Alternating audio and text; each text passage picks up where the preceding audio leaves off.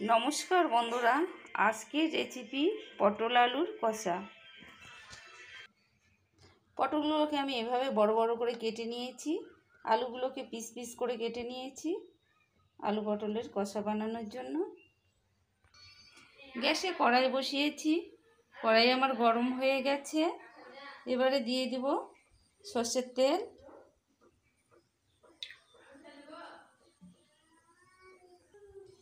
এবারে কড়াইয়ে তেল দিয়েছি, পটলগুলোকে ভেজে নেব। এবার দিয়ে দেব পটলটাকে দেব একটু লবণ, দিয়ে দেবো হলুদ গুঁড়ো, দিয়ে ভালোভাবে ভেজে নেব।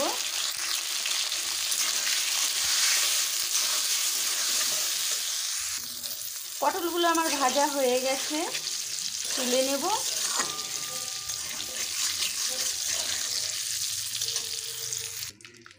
একই তেলে আলুগুলো এবার ভেজে নেব। আলুগুলো এরকম পিস পিস করে কেটে নিয়েছি। আলুতে দিয়ে দেব সামান্য লবণ, সামান্য হলুদ গুঁড়ো। আলুটাকে ভালোভাবে ভেজে নেব।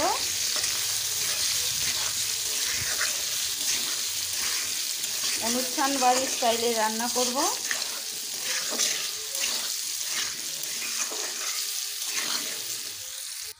খুব সুন্দর করে আলুগুলোকে ভেজে নিয়েছি। আলুগুলোকে এবার তুলে নেব। ওই তেলেই সামান্য তেল দেব।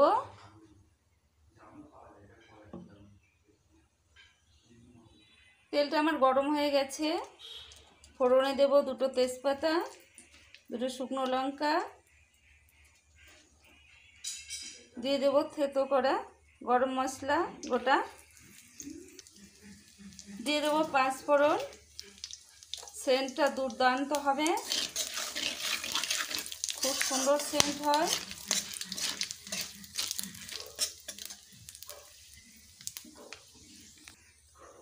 এবার মশলা থেকে খুব সুন্দর সেন্ট বেরিয়েছে।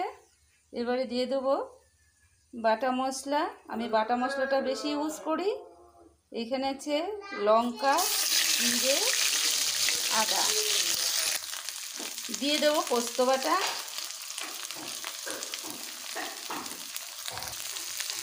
দিয়ে দেবো সামান্য লবণ, দিয়ে দেবো হলুদ গুঁড়ো। মশলাটাকে ভালোভাবে কষে নেব।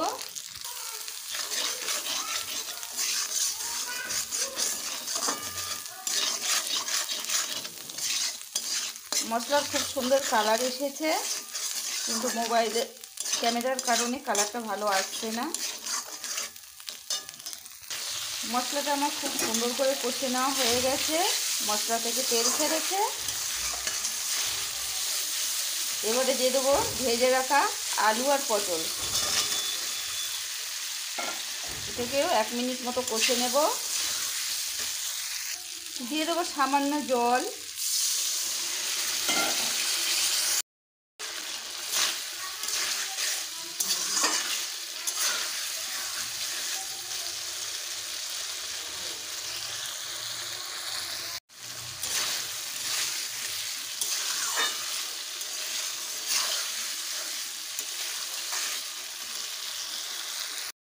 খুব ভালোভাবে কষে নিয়েছি। এবারে টেস্টটাকে ব্যালেন্স করার জন্য দিয়ে দেবো সামান্য চিনি। এবারে দিয়ে দেবো গরম জল।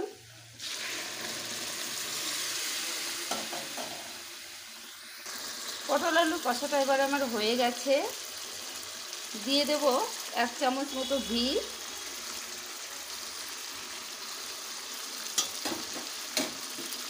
দিয়ে দেব গরম মশলার গুঁড়ো। পটল আলুর কষা একদম রেডি। এবারে নামিয়ে নেব। এবারে নামিয়ে নিয়েছি। গরম ভাত, রুটি, পরোটা সবটার সঙ্গে খেতে দুর্দান্ত লাগে। খুব টেস্টি হয়েছে, গন্ধটাও অনেক সুন্দর